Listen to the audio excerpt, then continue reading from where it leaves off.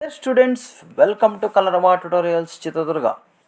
Students, ಈ ವಿಡಿಯೋದಲ್ಲಿ ನಾವು ಈ ವರ್ಷದ 2025-26ನೇ ಸಾಲಿನ SSLC 10ನೇ ತರಗತಿಯ ಬೋರ್ಡ್ ಮಾದರಿ ಪ್ರಶ್ನೆ ಪತ್ರಿಕೆಗೆ ಮಾದರಿ ಪ್ರಶ್ನೆ ಪತ್ರಿಕೆ 1ರ ಕೀ ಉತ್ತರಗಳನ್ನು ನಿಮಗೆ ನೀಡ್ತಾ ಇದ್ದೀವಿ. ಸೊ ಈ ಒಂದು ಕೀ ಉತ್ತರಗಳನ್ನು ಉಪಯೋಗಿಸ್ಕೊಂಡು ನೀವು ಪರೀಕ್ಷೆಯಲ್ಲಿ ಚೆನ್ನಾಗಿ ಬರೀರಿ ಅಂತ ಹೇಳ್ತಾ, ಸೊ ಈ ವರ್ಷ ನೀಡಿರ್ತಕ್ಕಂತಹ 4 ಮಾದರಿ ಪ್ರಶ್ನೆ ಪತ್ರಿಕೆಗಳನ್ನು ಸರಿಯಾಗಿ ನೀವು ಫಾಲೋ ಮಾಡಿದರೆ ನೀವು ಮುಖ್ಯ ಪರೀಕ್ಷೆಯಲ್ಲಿ ಉತ್ತಮವಾಗಿ ಆನ್ಸರ್ನ ಮಾಡಿ ಒಳ್ಳೆಯ ಅಂಕಗಳನ್ನು ಗಳಿಸ್ಬೋದು ಅಂತ ಹೇಳ್ತಾ ಬನ್ನಿ ನೋಡ್ತಾ ಹೋಗೋಣ. ಸೊ ಈ ಒಂದು ಮಾದರಿ ಪ್ರಶ್ನೆ ಪತ್ರಿಕೆ ಹೇಗಿದೆ ಅಂತಕ್ಕಂಥದ್ದನ್ನು ನಾವೀಗ ನೋಡ್ತಾ ಹೋಗೋಣ. ಸ್ಟೂಡೆಂಟ್ಸ್, ಇದು ಬೋರ್ಡಿಂದ ಬಿಟ್ಟಿರ್ತಕ್ಕಂತಹ ಒಂದು ಪ್ರಶ್ನೆ ಪತ್ರಿಕೆಯನ್ನು ನಾವೀಗ ನೋಡ್ತಾ ಇದ್ದೀವಿ. ಮಾದರಿ ಪ್ರಶ್ನೆ ಪತ್ರಿಕೆ 1, ವಿಷಯ ಗಣಿತ. ಸೊ ಈಗ ನಾವು ಈ ಒಂದು ಇದರಲ್ಲಿರ್ತಕ್ಕಂತಹ ಪ್ರಶ್ನೆಗಳನ್ನು ನಾವೀಗ ಬಿಡಿಸ್ತಾ ಹೋಗೋಣ. ಮೊದಲನೇ ಪ್ರಶ್ನೆಯನ್ನು ನೋಡೋಣ. 3 ಮತ್ತು 5ರ ಮಾಸ ಅಂತ ಕೊಟ್ಟಿದ್ದಾರೆ. ಸೊ ಇಲ್ಲಿ 3 ಮತ್ತು 5ರ ಮಾಸ ಅಂತಂದಾಗ ಮಾಸವನ್ನು ಕಂಡುಹಿಡಿಬೇಕಾದ್ರೆ ನಾವು ಏನು ಮಾಡ್ತೀವಪ್ಪ ಅಂತಂದರೆ, ಕೊಟ್ಟಿರ್ತಕ್ಕಂತಹ 2 ಸಂಖ್ಯೆಗಳನ್ನು ಒಂದೇ ಸಂಖ್ಯೆಯಿಂದ ಭಾಗ ಆಗುತ್ತಾ ಅಂತ ಚೆಕ್ ಮಾಡ್ತೀವಿ ಅಪವರ್ತನ ವಿಧಾನದಲ್ಲಿ. ಸೊ 3 ಮತ್ತು 5 ಯಾವುದೇ ಒಂದೇ ಸಂಖ್ಯೆಯಿಂದ ಭಾಗ ಆಗೋದಿಲ್ಲ, ಹಾಗಾಗಿ ಕೇವಲ 1ರಿಂದ ಮಾತ್ರ ಭಾಗ ಆಗುತ್ತೆ ಅದು. ಅದಕ್ಕೋಸ್ಕರ ಈಗ ಇದರ ಮಾಸ ಎಷ್ಟಾಗ್ತದಪ್ಪ ಅಂತಂದರೆ ಅದರದ್ದು 1 ಅಂತ ಆಗ್ತದೆ. ಸೊ ಇದು 3 ಮತ್ತು 5ರ ಮಾಸ ಆಗಿದೆ. ಸೊ ನೆಕ್ಸ್ಟ್ ಮುಂದಿನ ಪ್ರಶ್ನೆಯನ್ನು ನೋಡೋಣ. ಚಿತ್ರದಲ್ಲಿ y = p of x ಬಹುಪದೋಕ್ತಿಯ ಶೂನ್ಯತೆಯ ಸಂಖ್ಯೆ ಅಂತ ಕೇಳಿದರೆ, ಸೊ ನಾವಿಲ್ಲಿ ಈ ಶೂನ್ಯತೆಯನ್ನು ನೋಡಿದಾಗ ಇಲ್ಲಿ ಈ ಕೊಟ್ಟಿರ್ತಕ್ಕಂತಹ ಈ ಒಂದು ಗ್ರಾಫ್ ಏನಿದೆಯೋ ಈ ರೇಖಾನಕ್ಷೆ, ಸೊ ಇದು ಎಕ್ಸ್ ಅಕ್ಷವನ್ನು ಎಷ್ಟು ಬಾರಿ ಮುಟ್ಟಿರ್ತದೋ ಅಷ್ಟು ಶೂನ್ಯತೆಗಳಿರ್ತವೆ. ಸೊ ಇಲ್ಲಿ ನಾವು ಈ ಒಂದು ಅಕ್ಷ ಎಷ್ಟು ಬಾರಿ ಮುಟ್ಟಿದೆ ಅಂತ ನೋಡಿದಾಗ ಇಲ್ಲಿ ಒಂದು ಸಲ, ಇಲ್ಲಿ ಒಂದು ಮತ್ತು ಇಲ್ಲೊಂದು, ಒಟ್ಟು 4 ಬಾರಿ ಮುಟ್ಟಿದೆ. ಹಾಗಾಗಿ ಇಲ್ಲಿರ್ತಕ್ಕಂತಹ ಶೂನ್ಯತೆಗಳ ಸಂಖ್ಯೆಯನ್ನು ನಾವು ನೋಡಿದಾಗ ಇಲ್ಲಿ ಆಪ್ಷನ್ 4 ಅಂತಕ್ಕಂಥದ್ದು ನಮಗೆ ಸರಿಯಾಗಿರ್ತಕ್ಕಂತಹ ಒಂದು ಉತ್ತರ ಆಗಿರ್ತಕ್ಕಂಥದ್ದು. ಆಪ್ಷನ್ 4ಅನ್ನು ನಾವು ಸರಿಯಾದ ಉತ್ತರ ಅಂತೇಳಿ ಆಯ್ಕೆ ಮಾಡ್ತಾಯಿದ್ದೀವಿ.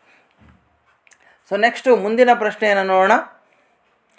a1x + b1y + c1 = 0, a2x + b2y + c2 = 0 ಈ ರೇಖಾತ್ಮಕ ಸಮೀಕರಣಗಳ ಜೋಡಿಯು ಅನನ್ಯ ಪರಿಹಾರವನ್ನು ಹೊಂದಿದ್ದರೆ ಅಂತ ಇದೆ. ಸೊ ಇಲ್ಲಿ ಈ ಒಂದು ರೇಖಾತ್ಮಕ ಸಮೀಕರಣಗಳ ಜೋಡಿನಲ್ಲಿ ಇರ್ತಕ್ಕಂಥದ್ದು 3 ರೀತಿಯ ಒಂದು ಸಂಬಂಧಗಳಿದ್ದಾವೆ. a1 a2 b1 b2 c1 c2ನ ಅನುಪಾತಗಳಿಗೆ. So ನಾವು ಪ್ರತಿಯೊಂದರ ಸಂಬಂಧವನ್ನು ನೋಡಿದಾಗ, ಸೊ ಮೊದಲನೇದು ಸಂಬಂಧ ಏನಿದೆಯೋ ಇಲ್ಲಿ ಆಪ್ಷನ್ ಎ ಅಂತಕ್ಕಂಥದ್ದು ಇರ್ತಕ್ಕಂಥದ್ರಲ್ಲಿ ಆಪ್ಷನ್ ಎಯನ್ನು ನಾವು ನೋಡಿದಾಗ ಆಪ್ಷನ್ ಎನಲ್ಲಿ, ಸೊ ಈಗ ನಾವು a1/a2 ≠ b1/b2 ಸಮ ಇಲ್ಲ ಅಂತಂದಾಗ, ಸೊ ಇಲ್ಲಿ ರೇಖೆಗಳು ಏನಾಗ್ತವಪ್ಪ ಅಂತಂದರೆ ಇವು ಛೇದಿಸುತ್ತವೆ ಅಂತ ಹೇಳ್ತೀವಿ. ರೇಖೆಗಳು ಛೇದಿಸುತ್ತವೆ. ಸೊ ಇಲ್ಲಿ a1/a2 = b1/b2 = c1/c2 ಅಂತಂದರೆ ಇಲ್ಲಿ ರೇಖೆಗಳು ಐಕ್ಯಗೊಳ್ಳುತ್ತವೆ ಅಂತ ಹೇಳ್ತೀವಿ ನಾವು. ನೋಡಿರಿ, 3 ಕಂಡೀಷನನ್ನು ನಾನು ತಿಳಿಸ್ಬಿಡ್ತೀನಿ. ಇಲ್ಲಿ ರೇಖೆಗಳು ಐಕ್ಯಗೊಳ್ಳುತ್ತವೆ. a1/a2 = b1/2 ≠ b1/b2 ಅಂತಂದರೆ ಇಲ್ಲಿ ರೇಖೆಗಳು ಸಮಾಂತರವಾಗಿರ್ತವೆ ಅಂತ. ಸೊ ಇದರಲ್ಲಿ ಯಾವುದೇ ಪ್ರಶ್ನೆಯನ್ನು ಕೇಳಿದರೆ ನೀವು ಇದನ್ನು ತಿಳಿಸ್ಬೋದು. ಇಲ್ಲಿ ಛೇದಿಸಿದಾಗ ಅಂದರೆ ರೇಖೆಗಳು ಈ ರೀತಿ ಛೇದಿಸ್ತವೆ. ಒಂದು ಮಾತ್ರ ಇಲ್ಲೇನಿದೆಯಲ್ಲ, ಒಂದೇ ಒಂದು ಪರಿಹಾರ ಇದೆ, ಅದನ್ನು ನಾವು ಅನನ್ಯ ಪರಿಹಾರ ಅಂತ ಕರಿತೇವೆ. ಇಲ್ಲಿ ಐಕ್ಯಗೊಳ್ಳುತ್ತವೆ ಅಂತಂದಾಗ ಒಂದರ ಮೇಲೆ ಒಂದು ರೇಖೆಗಳು ಬರೋದ್ರಿಂದ ಇಲ್ಲಿ ಪರಿಹಾರ ಎಷ್ಟಿರ್ತಾವಪ್ಪ ಅಂದರೆ ಅನಂತ ಪರಿಹಾರ ಇರ್ತದೆ. ರೇಖೆಗಳು ಸಮಾಂತರವಾಗಿರ್ತವೆ ಅಂದರೆ ಇವು ಎಲ್ಲೂ ಒಂದಕ್ಕೊಂದಕ್ಕೆ ಟಚ್ ಆಗೋದೇ ಇಲ್ಲ, ಹಾಗಾಗಿ ಇದಕ್ಕೆ ಪರಿಹಾರ ಇಲ್ಲ ಅಂತ ಹೇಳ್ತೀವಿ. ಅಂದರೆ ಅನನ್ಯ ಪರಿಹಾರವನ್ನು ಹೊಂದಿರತಕ್ಕಂಥದ್ದು ಇದರಲ್ಲಿ ಮಾತ್ರ, ರೇಖೆಗಳು ಛೇದಿಸಿದಾಗ. ಹಾಗಾಗಿ ಆಪ್ಷನ್ ಎ ಅಂತಕ್ಕಂಥದ್ದು ಸರಿಯಾಗಿರ್ತಕ್ಕಂಥ ಒಂದು ಉತ್ತರ ಆಗಿದೆ. ಇವುಗಳಲ್ಲಿ ಸಮಾಂತರ ಶ್ರೇಣಿಯು ಅಂತ ಕೇಳಿದ್ದಾರೆ. ನೋಡಿ, ಸಮಾಂತರ ಶ್ರೇಣಿಯನ್ನು ನಾವು ಕಂಡುಹಿಡಿಬೇಕು ಅಂತಂದಾಗ ಒಂದು ಸ್ಥಿರವಾದಂತಹ ಸಂಖ್ಯೆಯನ್ನು ಕೂಡಿಸಿದರೆ ಮುಂದಿನ ಸಂಖ್ಯೆ ಬರ್ತಾ ಹೋಗ್ತದೆ. ನೋಡಿರಿ, 1ಕ್ಕೆ ಇಲ್ಲಿ 1ನ್ನು ಕೂಡಿಸಿದರೆ 2 ಬರ್ತದೆ, 2ಕ್ಕೆ 2ನ್ನು ಕೂಡಿಸಿದರೆ 4 ಬರ್ತದೆ, 4ಕ್ಕೆ 4ನ್ನು ಕೂಡಿಸಿದರೆ 8 ಬರ್ತದೆ. ಈ ರೀತಿ ಬೇರೆ ಬೇರೆ ಸಂಖ್ಯೆ ಇರಬಾರ್ದು, ಒಂದೇ ರೀತಿಯ ಸಂಖ್ಯೆ ಇರಬೇಕು, ಆ ಥರ ಕೂಡಿಸ್ಕೊಂಡು ಹೋಗಬೇಕು. ಇಲ್ಲಿ 3ಕ್ಕೆ 4ನ್ನು ಕೂಡಿಸಿದರೆ 7, 7ಕ್ಕೆ 3ನ್ನು ಕೂಡಿಸಿದರೆ 10, 10ಕ್ಕೆ 4ನ್ನು ಕೂಡಿಸಿದರೆ 10. ಇಲ್ಲೂ ಸಹ ನಿರ್ದಿಷ್ಟ ಸಂಖ್ಯೆ ಇಲ್ಲ. ಇನ್ನು 1, 4, 9, 6 ಇವು ವರ್ಗ ಸಂಖ್ಯೆಗಳು. ಇವನ್ನು ನಾವು ಇಲ್ಲಿ ಗಣನೆಗೆ ತೆಗೆದುಕೊಳ್ಳೋದಕ್ಕೆ ಬರೋದಿಲ್ಲ. ಇಲ್ಲಿ 5ಕ್ಕೆ 4 ಕೂಡಿಸಿದರೆ 9, 9ಕ್ಕೆ 4 ಕೂಡಿಸಿದರೆ 13, 13ಕ್ಕೆ 4 ಕೂಡಿಸಿದರೆ 17. ಇಲ್ಲಿ ಸ್ಥಿರ ಸಂಖ್ಯೆ ಬಂದಿದೆ. ಈ ಥರ ಸ್ಥಿರ ಸಂಖ್ಯೆಯನ್ನು ಕೂಡಿಸ್ಬೇಕು. ಹಾಗಾಗಿ ಆಪ್ಷನ್ ಡಿ ಅಂತಕ್ಕಂಥದ್ದು ಸಮಾಂತರ ಶ್ರೇಣಿ. ಕೊಟ್ಟಿರುವ ಆವೃತ್ತಿ ವಿತರಣಾ ಕೋಷ್ಟಕದಲ್ಲಿ ಮಧ್ಯಾಂಕದ ವರ್ಗಾಂತರ ಅಂತ ಕೇಳ್ತಾರೆ. ನೋಡಿರಿ, ಮಧ್ಯಾಂಕ ಅಂದರೆ ಇಲ್ಲಿ ಎನ್ ಏನಿದೆಯಲ್ಲ ಇದರ ಅರ್ಧದಷ್ಟು ತಗೋಬೇಕು, 20/2. ಅಲ್ಲಿಗೆ 10ನೇ ಇಲ್ಲಿ ಅಂಕ ಯಾವುದ್ರಲ್ಲಿ ಇದೆಯೋ ಅದನ್ನು ನಾವು ಇಲ್ಲಿ ಮಧ್ಯಾಂಕ ಇರುವಂತಹ ವರ್ಗಾಂತರ ಅಂತ ತಗೊತೀವಿ. ನೋಡಿರಿ, ಇಲ್ಲಿ ಸಂಚಿತ ಆವೃತ್ತಿಯನ್ನು ಕಂಡುಹಿಡಿದಲ್ಲಿ ಇಲ್ಲಿ 3 ಇದ್ದಾವೆ, ಅಂದರೆ 1, 2, 3ನೇ ಅಂಕಗಳು ಮಾತ್ರ ಇದ್ದಾವೆ. ಇಲ್ಲಿ 7 ಏನಿದಾವಲ್ಲ, ಇಲ್ಲಿ 4, 5, 6, 7ನೇ ಅಂಕಗಳು ಬರ್ತವೆ. ಇಲ್ಲಿ 14 ಅಂತಂದರೆ 8, 9, 10, 11, 12, 13, 14 ಇಷ್ಟು ಅಂಕಗಳು ಬರ್ತವೆ. ಅಂದರೆ ನಮಗೆ ಬೇಕಾದ 10ನೇ ಅಂಕ, 10ನೇ ಅಂಕ ಇಲ್ಲೇ ಬರೋದ್ರಿಂದ ಸೊ ಈ ಒಂದು ವರ್ಗಾಂತರದಲ್ಲಿ ನಮಗೆ ಮಧ್ಯಾಂಕ ಸಿಗುತ್ತೆ. ಹಾಗಾಗಿ 20, 30 ಅಂತಕ್ಕಂಥದ್ದು ಮಧ್ಯಾಂಕ ಇರುವಂತಹ ಒಂದು ವರ್ಗಾಂತರ ಆಗಿದೆ. ಇನ್ನು ಕಾಟ್ ಎ = 3 tan A ಆದರೆ ಕೋನ ಎನ ಅಳತೆ ಏನು ಅಂತ ಕೇಳಿದರೆ, ಸೊ ಇಲ್ಲಿ ಕಾಟ್ ಎ ಅಂತಂದಾಗ ಇದನ್ನು ಸಹ ನಾವು ಟ್ಯಾನ್ಗೆ ನಾವು ಪರಿವರ್ತನೆಯನ್ನು ಮಾಡ್ಕೋಬೇಕು. ಸೊ ಆವಾಗ ಕಾಟ್ ಎ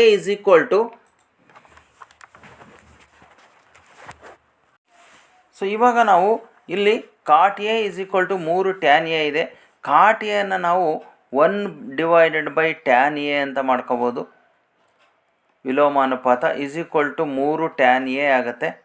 ಸೊ ಈ tan Aನ ಈ ಕಡೆ ಕಳಿಸ್ಬೇಕು, 3ನ ಈ ಕಡೆ ಕಳಿಸಿದ್ರೆ 1/3 tan ಸ್ಕ್ವಯರ್ A ಆಗುತ್ತೆ. tan ಸ್ಕ್ವಯರ್ A ಆಗುತ್ತೆ. ಎರಡೂ ಕಡೆ ಸ್ಕ್ವಯರ್ ರೂಟನ್ನು ತಗೋಬೇಕು. ಸೊ ಆವಾಗ ಇದು 1/√3 tan A ಆಗುತ್ತೆ. ಸೊ tan A = 1/√3 ಅಂದರೆ 1/√3 ನಾವು tan 30 ಡಿಗ್ರಿ ಅಂತ ಬರ್ಕೋಬೋದು. tan 30 ಡಿಗ್ರಿ tan A ಆಗ್ತದೆ. ಸೊ ಆವಾಗ ಆ್ಯಂಗಲ್ A = 30 ಡಿಗ್ರಿ, ಎನ ವ್ಯಾಲ್ಯೂ 30 ಡಿಗ್ರಿ ಅಂತ ಬರ್ತದೆ. So next question, P of -4 -5 ಬಿಂದುವಿನಿಂದ ಎಳೆದ ಲಂಬವು X ಅಕ್ಷವನ್ನು Q ಬಿಂದುವಿನಲ್ಲಿ ಛೇದಿಸುತ್ತದೆ.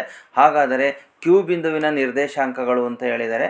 ನೋಡಿರಿ, ಈ ಥರ ನಕ್ಷೆಯಲ್ಲಿ ತೆಗೆದುಕೊಂಡಾಗ ಎರಡರಲ್ಲೂ ಮೈನಸ್ ವ್ಯಾಲ್ಯೂ ಬರ್ತಕ್ಕಂಥದ್ದು. ಇದು ಫಸ್ಟ್ ಕ್ವಾಡ್ರೆಂಟ್, ಸೆಕೆಂಡ್ ಕ್ವಾಡ್ರೆಂಟು, ಇದು 3ನೇ ಚತುರ್ಥಾಂಕ, ಇದು 4ನೇ ಚತುರ್ಥಾಂಕ. ಮೈನಸ್ ಎರಡೂ ಬರ್ತಕ್ಕಂಥದ್ದು ಈ ಚತುರ್ಥಾಂಕದಲ್ಲಿ ಬರ್ತದೆ. ಸೊ -4 ಅಂದರೆ -1, -2, -3, -4 ಮತ್ತು -5 ಅಂತಂದರೆ ಇಲ್ಲಿ ಬರ್ತದೆ -1, -2, -3, -4, -5. ಸೊ -4, -5 ಅಂತಂದರೆ ಬಿಂದು ಇಲ್ಲಿ ಬರ್ತದೆ. ಸೊ ಈ ಬಿಂದುವಿನಿಂದ X ಅಕ್ಷಕ್ಕೆ ಒಂದು ಲಂಬವನ್ನು ಎಳೆದಿದ್ದಾರೆ. ಇದು Q ಬಿಂದು. ಸೊ ಇಲ್ಲಿ Q ಎಷ್ಟಾಗಿರ್ತದಪ್ಪ ಅಂದರೆ -4, 0 ಆಗಿರ್ತದೆ. -4, 0 ಆಗಿರ್ತದೆ. ಹಾಗಾಗಿ ಆಪ್ಷನ್ ಬಿ ಅಂತಕ್ಕಂಥದ್ದು ಸರಿಯಾಗಿರ್ತಕ್ಕಂಥ ಒಂದು ಉತ್ತರ ಆಗಿದೆ. ನೆಕ್ಸ್ಟು 6 ಮತ್ತು -1 ಮೂಲಗಳಾಗಿರುವ ವರ್ಗ ಸಮೀಕರಣ ಅಂತ ಕೇಳಿದರೆ, ನೋಡಿ ವರ್ಗ ಸಮೀಕರಣವನ್ನು ಕಂಡುಹಿಡಲಿಕ್ಕೆ ಒಂದು ಸೂತ್ರ ಇದೆ. ಏನಪ್ಪ ಅಂತಂದರೆ x² ಮೈನಸ್ ವರ್ಗ ಸಮೀಕರಣದ ಮೂಲಗಳನ್ನು ನಾವು m+n ಅಂತ ತಗೊಂಡ್ರೆ m+n × x ಪ್ಲಸ್ mn ವರ್ಗ ಸಮೀಕರಣದ ಮೂಲಗಳ ಗುಣಲಬ್ಧ = 0.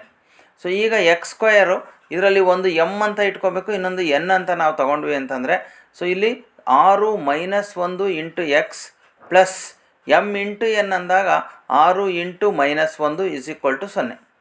ಸೊ ಇಲ್ಲಿ x² ಮೈನಸ್ 6ರಲ್ಲಿ 1 ಕಳೆದ್ರೆ 5 ಬರ್ತದೆ, -5x ಆಗುತ್ತೆ. 6 × -1 ಪ್ಲಸ್ ಇಂಟು ಮೈನಸ್ -6 = 0. ಸೊ ಆವಾಗ ಆಪ್ಷನ್ ಬಿ ಅಂತಕ್ಕಂಥದ್ದು ಕರೆಕ್ಟಾಗಿರ್ತಕ್ಕಂಥ ಒಂದು ಉತ್ತರ ಆಗಿದೆ. ಸೊ ಈಗ ಈ ಕೆಳಗಿನ ಪ್ರಶ್ನೆಗಳಿಗೆ ಉತ್ತರಿಸಿ ಅಂತ ಇದೆ. 9ನೇ ಪ್ರಶ್ನೆ, 2 ಚರಾಕ್ಷರಗಳುಳ್ಳ ರೇಖಾತ್ಮಕ ಸಮೀಕರಣಗಳ ಜೋಡಿಯು ಅಸ್ಥಿರ ಜೋಡಿಯಾಗಿದ್ದರೆ ಅವು ಎಷ್ಟು ಪರಿಹಾರಗಳನ್ನು ಹೊಂದಿರುತ್ತವೆ ಅಂತ ಹೇಳಿದರೆ, ಯಾವಾಗಲೂ ಸಹ ಪರಿಹಾರ ಇದ್ದರೆ ಅದು ಸ್ಥಿರವಾಗಿರ್ತದೆ, ಪರಿಹಾರ ಇರಲಿಲ್ಲ ಅಂದರೆ ಅಸ್ಥಿರವಾಗಿರ್ತದೆ. ಅಗೈನ್ ನಾವು ಇಲ್ಲಿ ಬರೋಣ, ಇಲ್ಲಿ ನೋಡಿದ್ವಲ್ಲ ಯಾವ್ಯಾವುದಕ್ಕೆ ಪರಿಹಾರ ಇದೆ ಅಂತ. ಸೊ ಇಲ್ಲಿ ಅನನ್ಯ ಪರಿಹಾರ ಹೊಂದಿರತಕ್ಕಂಥದ್ದು ಛೇದಿಸಿದಾಗ, ಅನಂತ ಪರಿಹಾರ ಹೊಂದಿರುವುದು ಐಕ್ಯಗೊಂಡಾಗ, ಪರಿಹಾರ ಇಲ್ಲದೆ ಇರೋದು ಸಮಾಂತರವಾಗಿದ್ದಾಗ, ಆವಾಗ ಇದು ಅಸ್ಥಿರ ಜೋಡಿ ಆಗಿರ್ತದೆ. ಪರಿಹಾರ ಇದ್ದರೆ ಸ್ಥಿರ ಜೋಡಿ, ಪರಿಹಾರ ಇರಲಿಲ್ಲ ಅಂತಂದರೆ ಅಸ್ಥಿರ ಜೋಡಿ. ಹಾಗಾಗಿ ಈ 9ನೇ ಪ್ರಶ್ನೆಗೆ ಪರಿಹಾರ ಇಲ್ಲ ಅಂತಂತ ನಾವು ಅಸ್ಥಿರ ಜೋಡಿ ಅಂತಂದರೆ ಇಲ್ಲಿ ಪರಿಹಾರ ಇಲ್ಲ ಅಂತ ಹೇಳ್ತೀವಿ ನಾವು. ಅದೇ ರೀತಿ 10ನೇ ಪ್ರಶ್ನೆಯನ್ನು ಚಿತ್ರ D E parallel to B C ಅಂದರೆ ಡಿ ಇ ಅಂತಕ್ಕಂಥದ್ದು ಬಿ ಸಿಗೆ ಸಮಾಂತರವಾಗಿದೆ ಅಂತ ಕೊಟ್ಟಿದ್ದಾರೆ. ಎ ಡಿ 2 ಸೆಂಟಿಮೀಟರ್ ಕೊಟ್ಟಿದ್ದಾರೆ, ಬಿ ಡಿ 6 ಸೆಂಟಿಮೀಟರ್ ಕೊಟ್ಟಿದ್ದಾರೆ. ಡಿ ಇ ಅನುಪಾತ ಬಿ ಸಿಯನ್ನು ಕಂಡುಹಿಡಿಯಿರಿ ಅಂತ, ಇವೆರಡರ ಅನುಪಾತವನ್ನು ಕಂಡುಹಿಡಿಯಿರಿ ಅಂತ ಕೊಟ್ಟಿದ್ದಾರೆ. ಸೊ ಥೇಲ್ಸ್ನ ಪ್ರಮೇಯದ ಪ್ರಕಾರ ಎ ಡಿ ಇಲ್ಲಿರ್ತಕ್ಕಂತಹ ಸಣ್ಣ ಬಾಹು ಡಿವೈಡೆಡ್ ಬೈ ಎ ಬಿ ತಗೋಬೇಕು.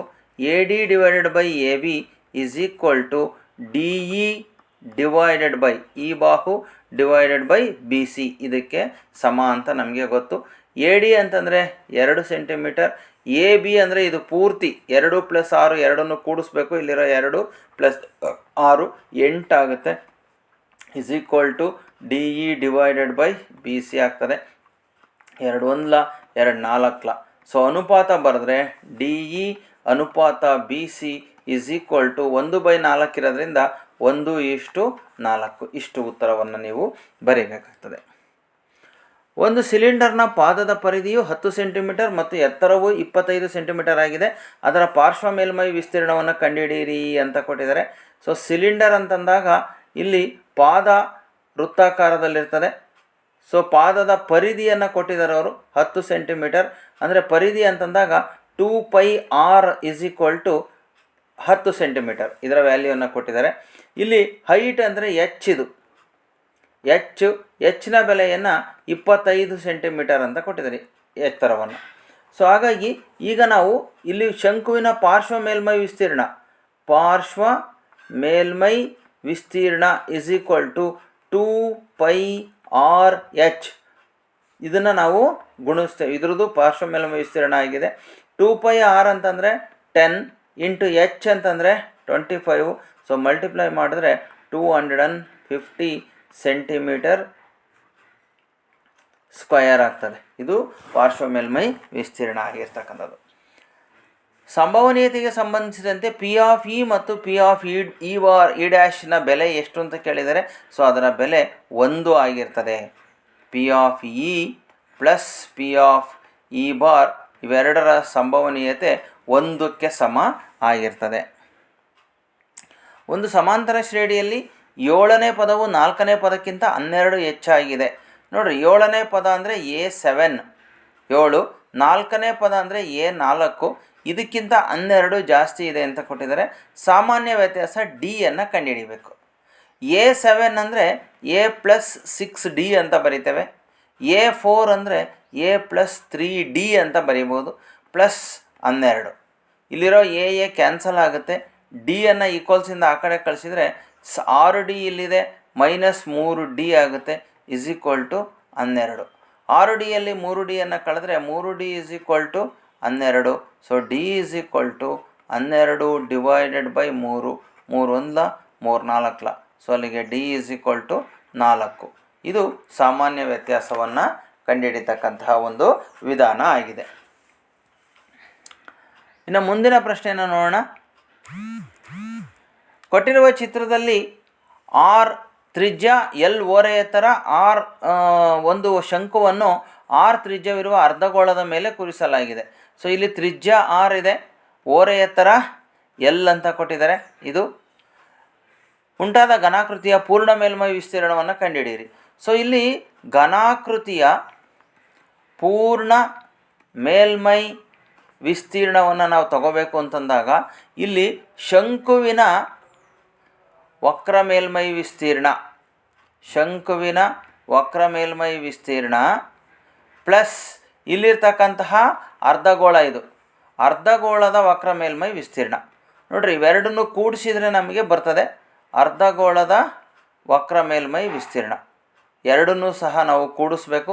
ಶಂಕುವಿನ ವಕ್ರ ಮೇಲ್ಮೈ ವಿಸ್ತೀರ್ಣ ಅಂತಂದಾಗ πr(L) ಬರುತ್ತೆ. ಪ್ಲಸ್ ಅರ್ಧಗೋಳದ ವಕ್ರ ಮೇಲ್ಮೈ ವಿಸ್ತೀರ್ಣ ಅಂತಂದಾಗ 2πr² ಅಂತ ಬರುತ್ತೆ. ಸೊ ಇವಾಗ ಇದರಲ್ಲಿ ಪೈಯನ್ನು ಕಾಮನ್ ತೆಗಿಬೋದು, ಒಂದು ಆರ್ನ ಕೂಡ ಕಾಮನ್ ತೆಗಿಬೋದು.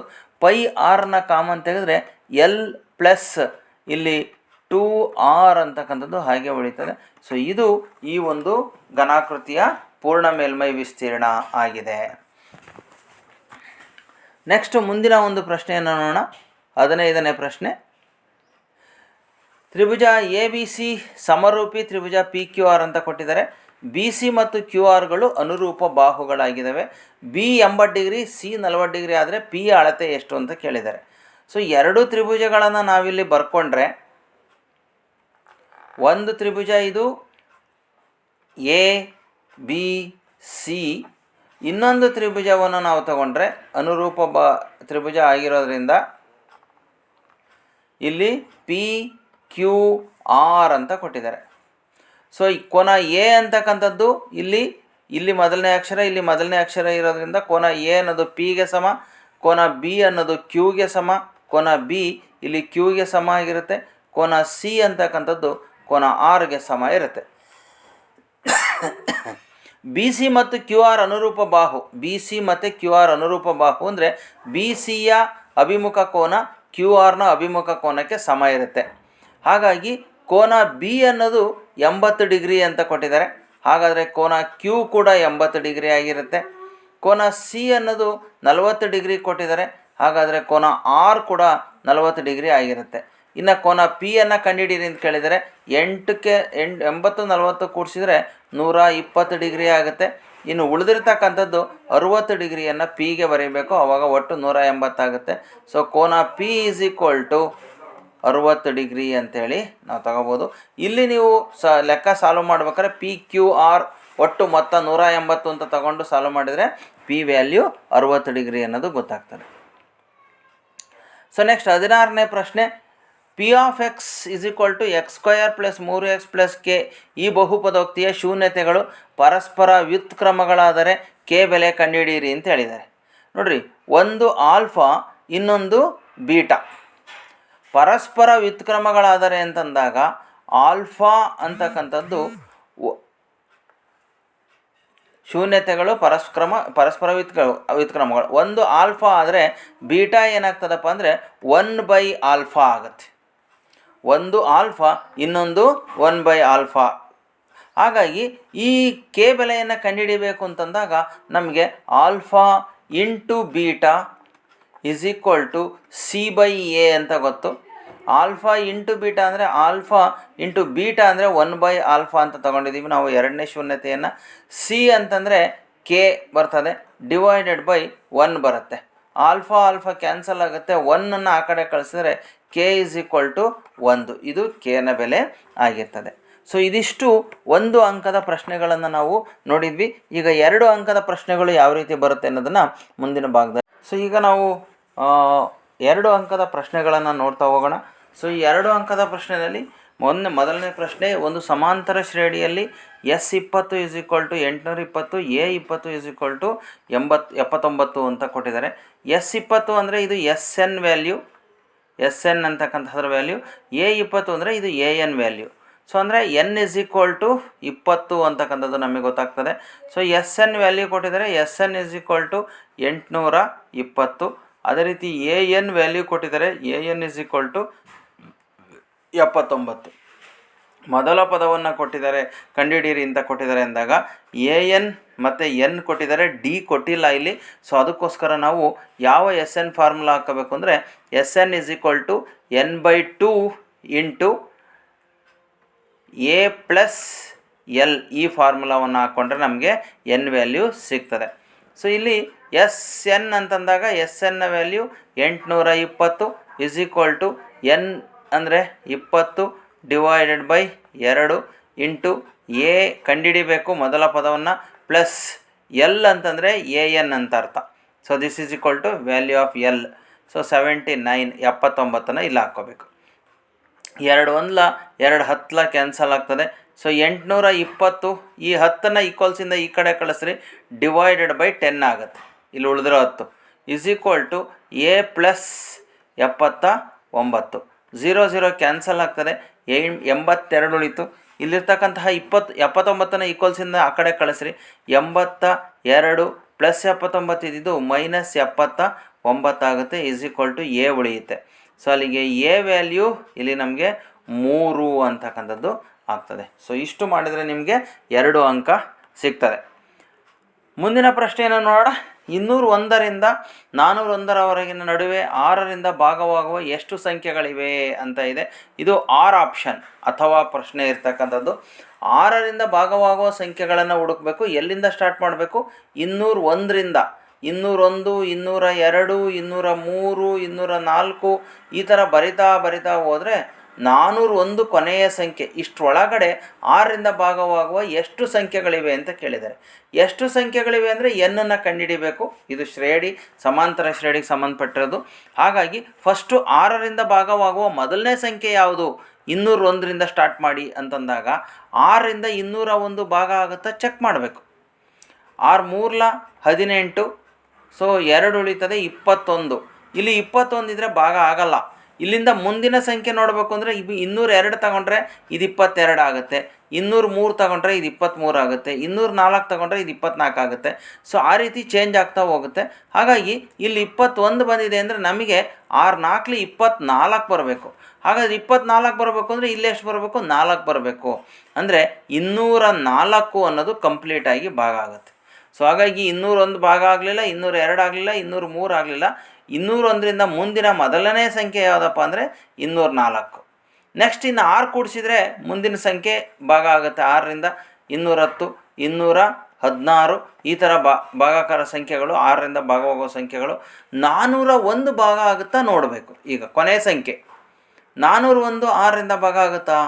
6 6 36, 40ರಲ್ಲಿ 36ನ ಕಳೆದ್ರೆ 4 ಬರುತ್ತೆ, 41. 41 6ರಿಂದ ಭಾಗ ಆಗಲ್ಲ. ಇದರಿಂದ ಮುಂದಿನ ಸಂಖ್ಯೆ ನೋಡೋಂಗಿಲ್ಲ, ನಾವು ಹಿಂದಿನ ಸಂಖ್ಯೆ ನೋಡಬೇಕು. 41ಕ್ಕಿಂತ ಕಮ್ಮಿ ಇರೋದು 6ರ ಮಗ್ಗಿಲಿ ಯಾವುದಿದೆ? 6 6 36 ಅಂತಕ್ಕಂಥದ್ದು ಬರ್ತದೆ. ಅಂದರೆ ಇಲ್ಲಿ 36 ಇದ್ದರೆ ಮಾತ್ರ ಭಾಗ ಆಗುತ್ತೆ. ಈಗ ಆಲ್ರೆಡಿ 41 ಇದೆ. ಹಾಗಾದರೆ ಇನ್ನೂ ಎಷ್ಟು ಸಂಖ್ಯೆ ಹಿಂದಕ್ಕೆ ಹೋಗ್ಬೇಕಪ್ಪ ಅಂದರೆ 5 ಸಂಖ್ಯೆ ಹಿಂದಕ್ಕೆ ಹೋಗ್ಬೇಕು. 401 ಬರಲ್ಲ, 400 ಬರಲ್ಲ, 401 ಭಾಗ ಆಗಲ್ಲ, 400 ಭಾಗ ಆಗಲ್ಲ, 399 ಭಾಗ ಆಗಲ್ಲ, 398 ಕೂಡ ಆಗಲ್ಲ, 397 ಕೂಡ ಆಗೋದಿಲ್ಲ. ಸೊ ಆಗೋದು ಯಾವುದು? 396 ಬಂದರೆ ಮಾತ್ರ ಭಾಗ ಆಗುತ್ತೆ ಇಲ್ಲಿ. ಹಾಗಾಗಿ ನಾವೀಗ ಏನು ಮಾಡ್ಬೇಕಪ್ಪ ಅಂದರೆ 396 ತಗೋಬೇಕು. ಕೊನೆಯ ಸಂಖ್ಯೆ 396 ಇದು ಭಾಗ ಆಗುತ್ತೆ. ಈಗ ನಮಗೆ ಒಂದು ಶ್ರೇಣಿ ಸಿಕ್ತು. ಸೊ ಇಲ್ಲಿ ಎ ವ್ಯಾಲ್ಯೂ ಎಷ್ಟಪ್ಪ ಅಂದರೆ 204, ಡಿ ವ್ಯಾಲ್ಯೂ ಎಷ್ಟಪ್ಪ ಅಂದರೆ 210ರಲ್ಲಿ 204 ಕಳೆದ್ರೆ ನಮಗೆ ಏನೀಗ 6 ಕೂಡಿಸ್ಕೊತ ಹೋಗಿದ್ವಲ್ಲ 6 ಅಂತಕ್ಕಂಥದ್ದು ಬರ್ತದೆ ಡಿ ವ್ಯಾಲ್ಯೂ. ಅದೇ ರೀತಿ ಇದು A N value, A N is equal to 396. ಈಗ ಎನ್ನನ್ನು ಕಂಡುಹಿಡಿಬೇಕು. ಎನ್ ಎಷ್ಟಿದೆ ಅಂತ ಕಂಡುಹಿಡಿಬೇಕು.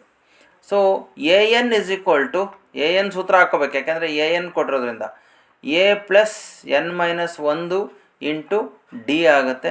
ಸೊ ಎ ಎನ್ ಅಂದರೆ ಗೊತ್ತಿದೆ ನಮಗೆ 396 ಇಸ್ ಈಕ್ವಲ್ ಟು ಎ ಅಂದರೆ 204 ಪ್ಲಸ್ ಎನ್ ಗೊತ್ತಿಲ್ಲ, ಎನ್ ಮೈನಸ್ 1 ಇಂಟು ಡಿ ಅಂತಂದರೆ ನಮಗೆ 6 ಅಂತ ಗೊತ್ತು.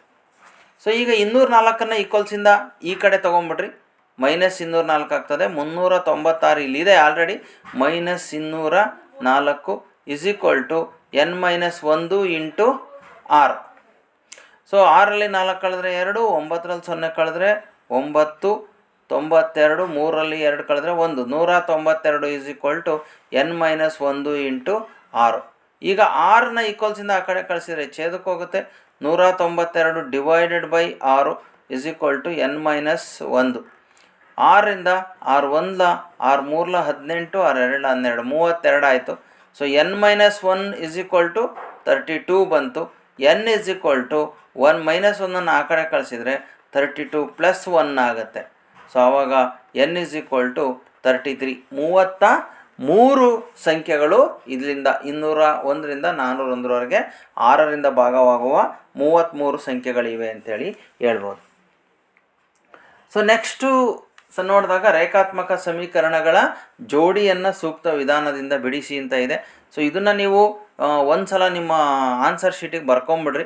2x plus Y is equal to 8, 3x minus Y is equal to 7. ಇವೆರಡನ್ನೂ ಸಹ ಇಲ್ಲಿ ಈ ಸಮೀಕರಣವನ್ನು ಒಂದು ಕೂಡಿಸ್ಬೇಕು ಇಲ್ಲ ಕಳಿಬೇಕು. ಯಾವಾಗ ಕೂಡಿಸ್ಬೇಕು ಅಂದರೆ ಒಂದೇ ಥರದ ಯಾವ ಬೀಜ ಪದಗಳಿದಾವೋ ಇಲ್ಲಿ ವೈ ಅಂತಕ್ಕಂಥದ್ದು ಇದೆರಡರಲ್ಲೂ ಚಿಹ್ನೆ ನೋಡಬೇಕು. ಎರಡರಲ್ಲೂ ಬೇರೆ ಬೇರೆ ಚಿಹ್ನೆ ಇದ್ದರೆ ಈ ಸಮೀಕರಣವನ್ನು ನಾವು ಇಲ್ಲಿ ಕೂಡಿಸ್ಬೇಕು. ಕೂಡಿದಾಗ ನಮಗೆ ಉತ್ತರ ಸರಿಯಾಗಿ ಬರ್ತದೆ. ಅಕಸ್ಮಾತ್ ಒಂದೇ ಥರದ ಬೀಜ ಪದ ಇರ್ತಕ್ಕಂಥದ್ರಲ್ಲಿ ಸೇಮ್ ಇರೋದ್ರಲ್ಲಿ ಚಿಹ್ನೆ ಸೇಮ್ ಇತ್ತು ಅಂದರೆ ಆವಾಗ ನಾವಿಲ್ಲಿ ಕಳೆಯುವಂತಹ ಕ್ರಿಯೆಯನ್ನು ಮಾಡಬೇಕಾಗ್ತದೆ. ಇದು ಕೂಡಿಸ್ತಾ ಇರೋದ್ರಿಂದ ವೈ ಕ್ಯಾನ್ಸಲ್ ಆಯಿತು. 3x ಗೆ 2x ಕೂಡಿಸಿದ್ರೆ 5x, 8ಕ್ಕೆ 7 ಕೂಡಿಸಿದ್ರೆ 15. So x = 15 divided by 5. 5 1 5 3 15.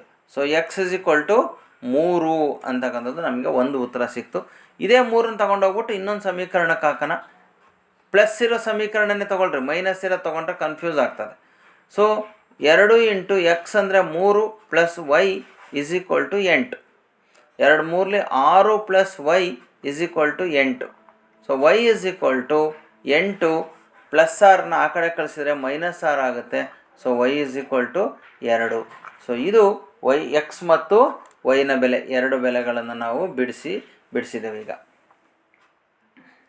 So ಮುಂದಿನ ಪ್ರಶ್ನೆ 2x² + 3x - 7 = 0 ಈ ವರ್ಗ ಸಮೀಕರಣದ ಶೋಧಕವನ್ನು ಕಂಡುಹಿಡಿಯಿರಿ, ಮೂಲಗಳ ಸ್ವಭಾವವನ್ನು ವಿವೇಚಿಸಿ ಅಂತ ಇದೆ. ಸೊ ಇವಾಗ ನಾವು ಇಲ್ಲಿ 2x² + 3x - 7 = 0 ಕೊಟ್ಟಿದ್ದಾರೆ. ಕೊಟ್ಟಿರ್ತಕ್ಕಂತಹ ಒಂದು ಸಮೀಕರಣವನ್ನು ನಾವು 2x² + 3x - 7 = 0 ಇದನ್ನು ನಾವು ವರ್ಗ ಸಮೀಕರಣದ ಆದರ್ಶ ರೂಪ ax² + bx + c = 0 ಇದಕ್ಕೆ ಹೋಲಿಕೆ ಮಾಡ್ಕೋಬೇಕು. ಹೋಲಿಕೆ ಮಾಡಿಕೊಂಡು ಎ ಬಿ ಸಿ ಬೆಲೆಯನ್ನು ಬರ್ಕೋಬೇಕು ನಾವು. ಸೊ ಹೇಗೆ ಎ ಬಿ ಸಿ ಬೆಲೆ ಬರೆಯೋದು ಅಂತಂದರೆ ಇಲ್ಲಿ x² ಬಿಟ್ಟರೆ ಎ ವ್ಯಾಲ್ಯೂ ಏನು ಬರ್ತದಪ್ಪ ಅದೇ 2, a = 2. ಅದೇ ರೀತಿ ಇಲ್ಲಿ x ಬಿಟ್ಟರೆ ಬಿ ವ್ಯಾಲ್ಯೂ ಏನು ಬರ್ತದೆ, b = 3. ಸೊ ಇಲ್ಲಿ ಪ್ಲಸ್ ಮೈನಸ್ ಇರೋದ್ರಿಂದ ಸಿ ಜಾಗದಲ್ಲಿ ನಾವು -7 ಅಂತೇಳಿ ಕನ್ಸಿಡರ್ನ ಮಾಡ್ಕೋಬೇಕು. ಸೊ ಇವಾಗ ನಮಗೆ ಎ ಬಿ ಸಿ ಬೆಲೆ ಬಂತು. ಈಗ ಶೋಧಕದ ಬೆಲೆಯನ್ನು ಕಂಡುಹಿಡಿಬೇಕು ನಾವು. ಶೋಧಕ = b² - 4ac ಇದು ಶೋಧಕ. ಸೊ b² ಅಂತಂದರೆ 3² ಬರ್ತದೆ, -4 × a ಅಂದರೆ 2, c ಅಂತಂದರೆ -7. 3² ಅಂದರೆ 3 3 9, ಮೈನಸ್ ಇಂಟು ಮೈನಸ್ ಪ್ಲಸ್ ಬರ್ತದೆ. 4 2 8, 8 7 56. 56ಕ್ಕೆ 9 ಕೂಡಿಸಿದ್ರೆ 65 ಬರ್ತದೆ. ಸೊ ಇಲ್ಲಿ ಶೋಧಕದ ಬೆಲೆ ನಮಗೆ 65 ಬಂತು. ಸೊ ಶೋಧಕದ ಬೆಲೆ ಅಂದರೆ b² - 4ac ಬೆಲೆ ಏನಾಗಿದೆಯಪ್ಪ ಅಂದರೆ 0ಗಿಂತ ಜಾಸ್ತಿ ಇದೆ. 65 ಅಂತಂದರೆ 0ಗಿಂತ ಜಾಸ್ತಿ ಇದೆ. ಇದು b² - 4ac > 0. ಸೊ ಹಾಗಾಗಿ ಈಗ ನಾವು ಮೂಲಗಳ ಸ್ವಭಾವವನ್ನು 0ಗಿಂತ ಜಾಸ್ತಿ ಇದೆ ಅಂತಂದಾಗ ಏನು ಬರೀಬೇಕು, ಮೂಲಗಳು ವಾಸ್ತವ ಸಂಖ್ಯೆಗಳು,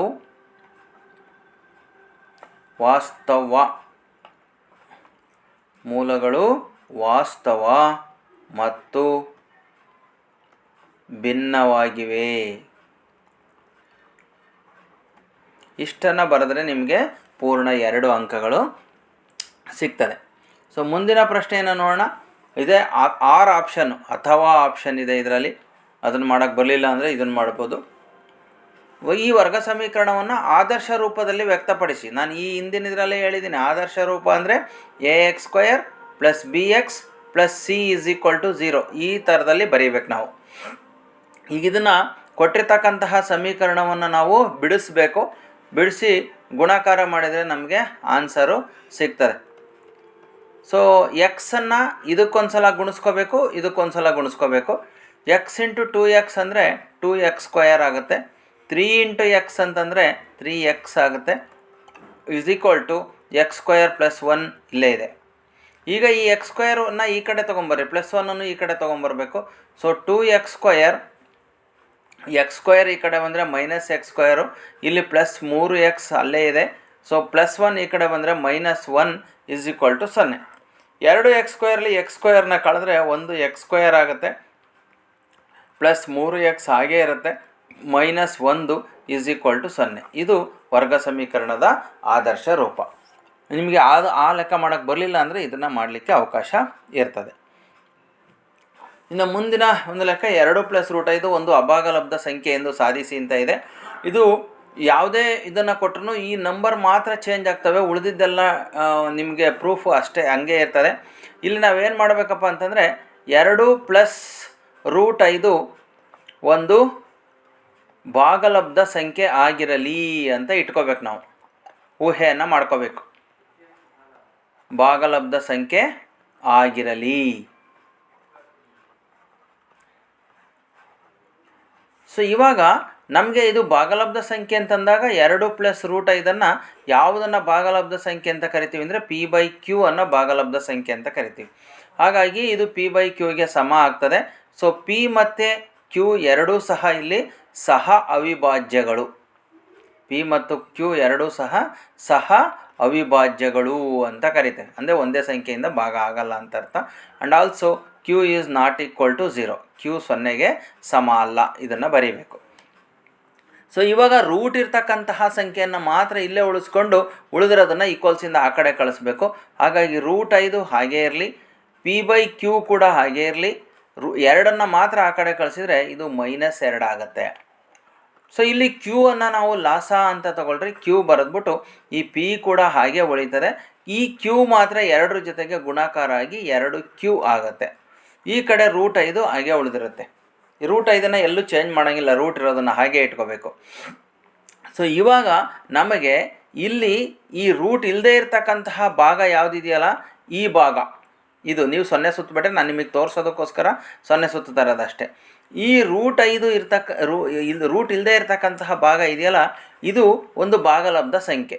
p - 2q / q ಒಂದು ಭಾಗಲಬ್ಧ ಸಂಖ್ಯೆ ಅಂತ ಹೇಳ್ತೀವಿ ನಾವು, ಯಾಕೆಂದರೆ ಅದರಲ್ಲಿ ರೂಟ್ ಇಲ್ಲ, ಭಾಗಲಬ್ಧ ಸಂಖ್ಯೆ. ಹಾಗಾದರೆ ಇದು ಭಾಗಲಬ್ಧ ಸಂಖ್ಯೆ ಆದಮೇಲೆ √5 ಕೂಡ ಭಾಗಲಬ್ಧ ಸಂಖ್ಯೆ ಆಗಲೇಬೇಕಲ್ಲ. ಸೊ ಹಾಗಾಗಿ √5 ಸಹ ಒಂದು ಭಾಗಲಬ್ಧ ಸಂಖ್ಯೆ ಅಂತ ಬರೀಬೇಕು. ಹಾಗಾದರೆ ನಮಗೆ ಆಲ್ರೆಡಿ ನಾವು ಸಾಧನೆಯನ್ನು ಮಾಡಿದ್ದೀವಿ. ಏನಂತ ಆದರೆ √5 ಒಂದು ಅಭಾಗಲಬ್ಧ ಸಂಖ್ಯೆ ಅಂತ ನಮ್ಗೆ ಆಲ್ರೆಡಿ ಗೊತ್ತಿದೆ. √5 ಒಂದು ಅಭಾಗಲಬ್ಧ ಸಂಖ್ಯೆ. ಇಲ್ಲಿ ನೋಡ್ರಿ, ಇಲ್ಲಿ ಭಾಗಲಬ್ಧ ಸಂಖ್ಯೆ ಅಂತ ಕರೆದ್ವಿ, ಇಲ್ಲಿ ಅಭಾಗಲಬ್ಧ ಸಂಖ್ಯೆ ಅಂತ ಕರೆದ್ವಿ. ಇದೇನಾಯ್ತಪ್ಪ ಅಂತಂದರೆ ಇದೊಂದು ರೀತಿ ವೈರುಧ್ಯವನ್ನು ಕೊಡ್ತಾ ಇದೆ. ಇದು ವೈರುಧ್ಯವನ್ನು ನೀಡುತ್ತಿದೆ ಅಥವಾ ವೈರುಧ್ಯಕ್ಕೆ ಎಡೆಮಾಡುತ್ತದೆ ಅಂತ ಬರೀಬೇಕು. ವೈರುಧ್ಯಕ್ಕೆ ಎಡೆಮಾಡಿಕೊಡುತ್ತದೆ, ವೈರುಧ್ಯ ಉಂಟಾಯ್ತು ಇಲ್ಲಿ. ಹಾಗಾದರೆ ಇಲ್ಲಿ ವೈರುಧ್ಯವನ್ನು ಉಂಟು ಮಾಡ್ತಾ ಇದೆ ಅಂದರೆ ಯಾಕೆ ವೈರುಧ್ಯ ಬಂತಪ್ಪ ಅಂದರೆ ನಮ್ಮ ಊಹೆ ತಪ್ಪಾಗಿದೆ. ನಾವು ಊಹಿಸ್ಕೊಂಡಿದ್ವಲ್ಲ, ನಮ್ಮ ಊಹೆ ತಪ್ಪಾಗಿದೆ ಅಂತ ಹೇಳ್ತೀವಿ ನಾವು. ಏನು ನಮ್ಮ ಊಹೆ ತಪ್ಪಾಗಿದ್ದು? ಇಲ್ಲಿ ಭಾಗಲಬ್ಧ ಸಂಖ್ಯೆ ಅಂತ ಇಟ್ಕೊಂಡವಲ್ಲ, ಇದೇ ಊಹೆ ತಪ್ಪು. ಆದ್ದರಿಂದ 2 + √5 ಇಲ್ಲಿ 3 ಚುಕ್ಕೆ ಇಡ್ರಿ, ಇಲ್ಲಾಂದರೆ ಆದ್ದರಿಂದ ಅಂತ ಅಕ್ಷರದಲ್ಲಿ ಬರೀರಿ. 2 + √5 ಒಂದು ಎಂತಹ ಸಂಖ್ಯೆ ಆಗಿದೆ? ಅಭಾಗಲಬ್ಧ ಸಂಖ್ಯೆ ಆಗಿದೆ.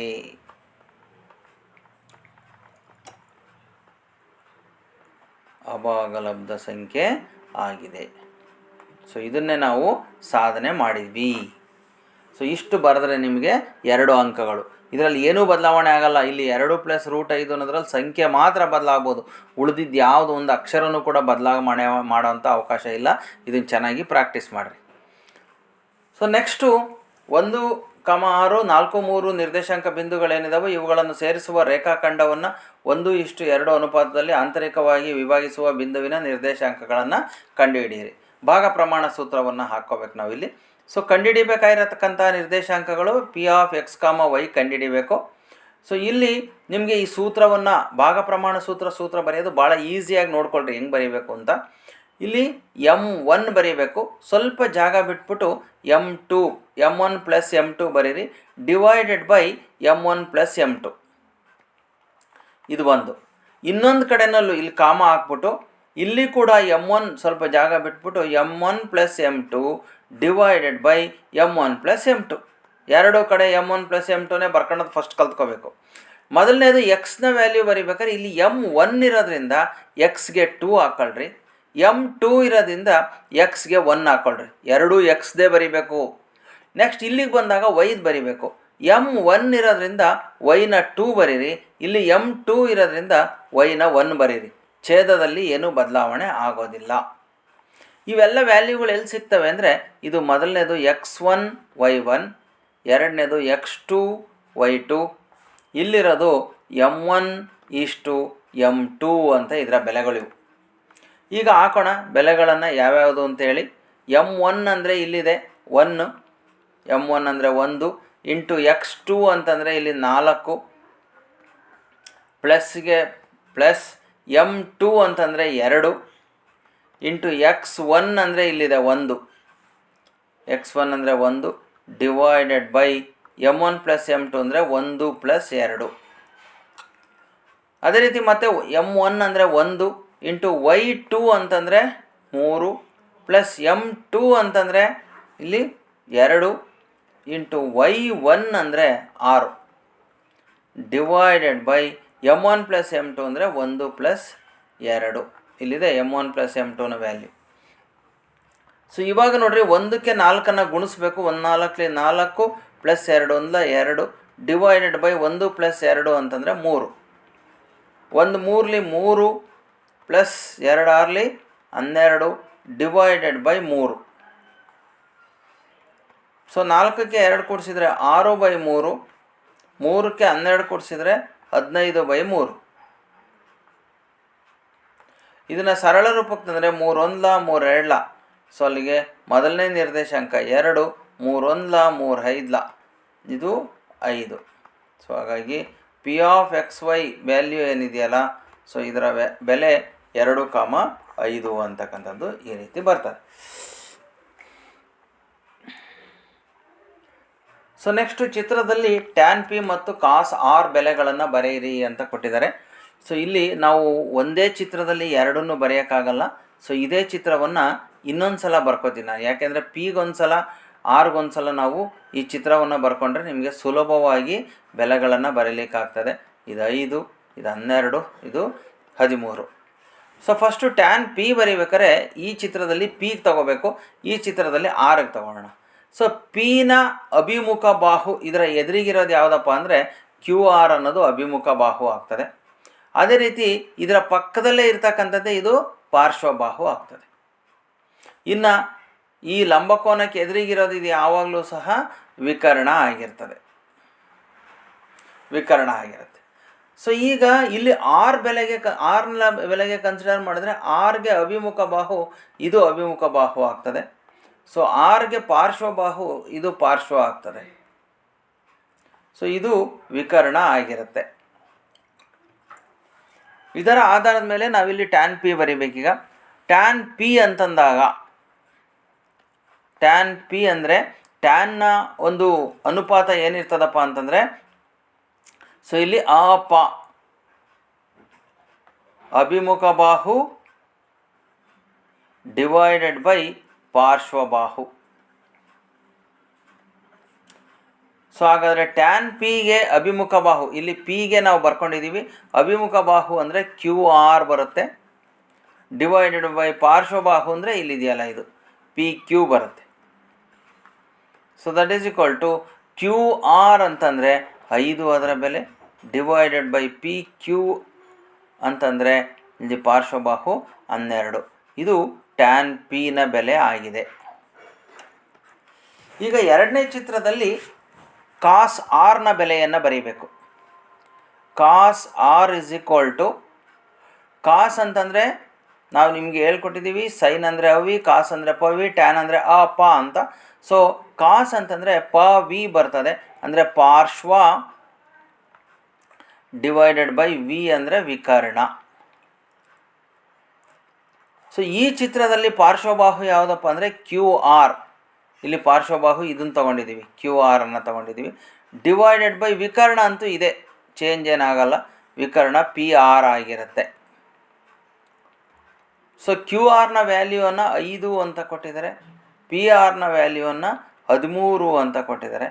ಸೊ ಹಾಗಾಗಿ cos R = 5/13. ಇಷ್ಟು ಬರೆದ್ರೆ ನಿಮಗೆ 2 ಅಂಕಗಳು ಸಿಗ್ತದೆ. ಸೊ ಮುಂದಿನ ಲೆಕ್ಕವನ್ನು ನೋಡೋಣ. ಚಿತ್ರದಲ್ಲಿ CP CQಗಳು O ಕೇಂದ್ರವುಳ್ಳ ವೃತ್ತಕ್ಕೆ ಸ್ಪರ್ಶಕಗಳು. ಸೊ ಇಲ್ಲಿ CP ಒಂದು ಸ್ಪರ್ಶಕ, CQ ಅಂತಕ್ಕಂಥದ್ದು ಮತ್ತೊಂದು ಸ್ಪರ್ಶಕ. ARBಯು R ಬಿಂದುವಿನಲ್ಲಿ ಮತ್ತೊಂದು ಸ್ಪರ್ಶಕ. ಸೊ ಇಲ್ಲಿ AB ಅಂತಕ್ಕಂಥದ್ದು ಮತ್ತೊಂದು ಸ್ಪರ್ಶಕ ಕೂಡ ಆಗಿದೆ. CAB ತ್ರಿಭುಜದ ಸುತ್ತಳತೆಯು CP ಸ್ಪರ್ಶಕದ ಉದ್ದದ 2ರಷ್ಟಿದೆ ಎಂದು ತೋರಿಸಿ ಅಂತ ಕೇಳಿ. ಸೊ ನಮಗೆ ಕೊಟ್ಟಿರ್ತಕ್ಕಂತಹ ದತ್ತಾಂಶದ ಪ್ರಕಾರ CP ಮತ್ತು CQ ಎರಡೂ ಸಹ ಸಮ ಆಗಿರ್ತದೆ. ಅದೇ ರೀತಿ AB ಸ್ಪರ್ಶಕದಲ್ಲಿ ತೆಗೆದುಕೊಂಡಾಗ AB ಅಂತಕ್ಕಂಥದ್ದು ಒಂದು ಸ್ಪರ್ಶಕ ಆಗಿದೆ. AB ಅಂತಕ್ಕಂಥದ್ದು ಸ್ಪರ್ಶಕ ಆಗಿರೋದ್ರಿಂದ AR ಅನ್ನೋದು APಗೆ ಸಮ. AR ಮತ್ತು AP, ಯಾಕೆಂದರೆ A ಬಾಹ್ಯ ಬಿಂದು, AR = APಗೆ ಸಮ. ಅದೇ ರೀತಿ ಈ BR ಅನ್ನೋದು BQಗೆ ಸಮ ಆಗಿರ್ತದೆ. BR = BQಗೆ ಸಮ ಆಗಿರ್ತದೆ, ಯಾಕೆಂದರೆ ಬಾಹ್ಯ ಬಿಂದುವಿನಿಂದ ಎಳೆದ ಸ್ಪರ್ಶಕಗಳು ಸಮ ಇರ್ತವೆ.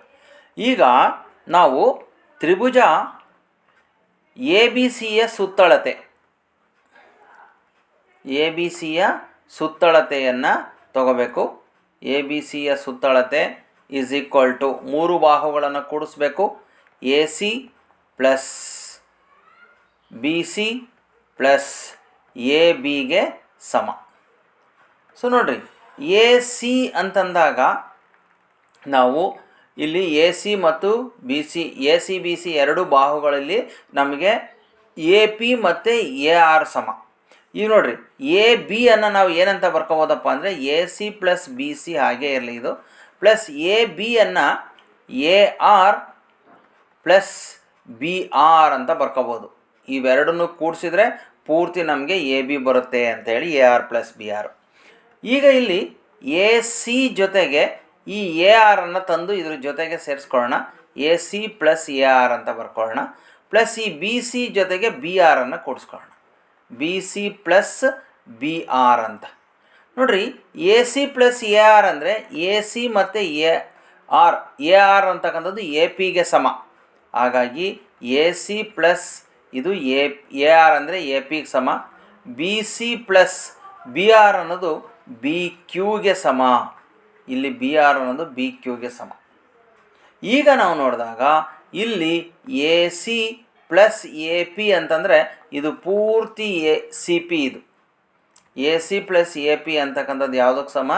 CPಗೆ ಸಮ, ಇಲ್ಲಿಂದ ಇಲ್ಲಿ ತನಕ. ಪ್ಲಸ್ ಅದೇ ರೀತಿ BC ಮತ್ತು BQ ಅಂತಕ್ಕಂಥದ್ದು ಪೂರ್ತಿ BC ಮತ್ತು BQ ಅನ್ನೋದು CQಗೆ ಸಮ. ಈ ಕಡೆ ಇರ್ತಕ್ಕಂತಹ ಒಂದು ಸ್ಪರ್ಶಕ CQಗೆ ಸಮ. ನಮ್ಗೆ ಆಲ್ರೆಡಿ CP CQ ಎರಡು ಸಮ ಅಂತ ಗೊತ್ತು. ಹಾಗಾಗಿ CPಯನ್ನು ಹಾಗೆ ಇಟ್ಕೊಂಡು CQ ಬದಲಿಗೆ CP ಬರೆದ್ರೆ ಏನಾಗ್ತದೆ? 2 CP ಆಗುತ್ತೆ. ಇಲ್ಲಿ ತ್ರಿಭುಜ ABCಯ ಸುತ್ತಳತೆ = 2 CP ಆಯಿತು. ಅದೇ CP ಸ್ಪರ್ಶಕದ ಉದ್ದದ 2ರಷ್ಟಿದೆ ಅಂತಕ್ಕಂಥದ್ದು ಸಾಧನೆ ಆದಂಗಾಯಿತು. 24ನೇ ಪ್ರಶ್ನೆ, 2 ಅಂಕದ ಪ್ರಶ್ನೆಗಳಲ್ಲಿ ಕೊನೆಯ ಪ್ರಶ್ನೆ ಇದು. 2 ಸಂಖ್ಯೆಗಳ ಮಾಸ ಮತ್ತು ಲಾಸಗಳ ಗುಣಲಬ್ಧ 2016 ಆಗಿದೆ. ಅವುಗಳಲ್ಲಿ ಒಂದು ಸಂಖ್ಯೆಯು 42 ಆದರೆ ಇನ್ನೊಂದು ಸಂಖ್ಯೆಯನ್ನು ಕಂಡುಹಿಡಿಯಿರಿ ಅಂತ ಇದೆ. ನೋಡಿರಿ, ನಮಗೆ ಗೊತ್ತಿರುವ ಪ್ರಕಾರ 2 ಸಂಖ್ಯೆಗಳನ್ನು ನಾವು A ಮತ್ತು B ಅಂತಕ್ಕಂಥ 2 ಸಂಖ್ಯೆ ಇಟ್ಕೊತೀವಿ. ಲಾಸ ಮತ್ತು ಮಾಸವನ್ನು L ಮತ್ತು H ಅಂತ ಇಟ್ಕೊತೀವಿ. ಇದರ ಪ್ರಕಾರ ನಮಗೆ 2 ಸಂಖ್ಯೆಗಳ ಗುಣಲಬ್ಧ = H × L, ಮಾಸ ಮತ್ತು ಲಾಸಗಳ ಗುಣಲಬ್ಧಕ್ಕೆ ಸಮ. ಇದು H ಅಂದರೆ ಮಾಸ, L ಅಂದರೆ ಲಾಸ. A Bಗಳು 2 ಸಂಖ್ಯೆಗಳು. ಅದರಲ್ಲಿ ಒಂದು ಸಂಖ್ಯೆನ ಕೊಟ್ಬಿಟ್ಟಿದ್ದಾರೆ ಅವರು. ಬಿ ಅನ್ನು ಕೊಟ್ಟಿದ್ದಾರೆ ಅಥವಾ ಎ ಅನ್ನು ಕೊಟ್ಟಿದ್ದಾರೆ, ಯಾವುದಾದ್ರು ಒಂದು ಇಟ್ಕೊಳ್ಳೋಣ. ಒಂದು ಸಂಖ್ಯೆ 42 ಆದರೆ ಎಚ್ ಇಂಟು ಎಲ್ ಲಸ ಮತ್ತು ಮಸಗಳ ಗುಣಲಬ್ಧವನ್ನು 2016 ಅಂತ ಕೊಟ್ಟಿದ್ದಾರೆ. ಈಗ ಈ 42 ಈಕ್ವಲ್ಸಿಂದ ಆ ಕಡೆ ಕಳಿಸಿದರೆ A is equal to 2016 divided by 42. 42 ಮಗ್ಗಿ ಬರಲ್ಲ, ಅದಕ್ಕೋಸ್ಕರ ಫಸ್ಟು ನಾವು ಯಾವುದಾದ್ರೂ ಒಂದು ಸಣ್ಣ ಮಗ್ಗಿಯಿಂದ ಗುಣಿಸ್ಕೊಳ್ಳೋಣ. 6 ಮಗ್ಗಿಯಿಂದ ಭಾಗ ಆಗ್ಬೋದು, ಹಾಗಾಗಿ 6 7 42.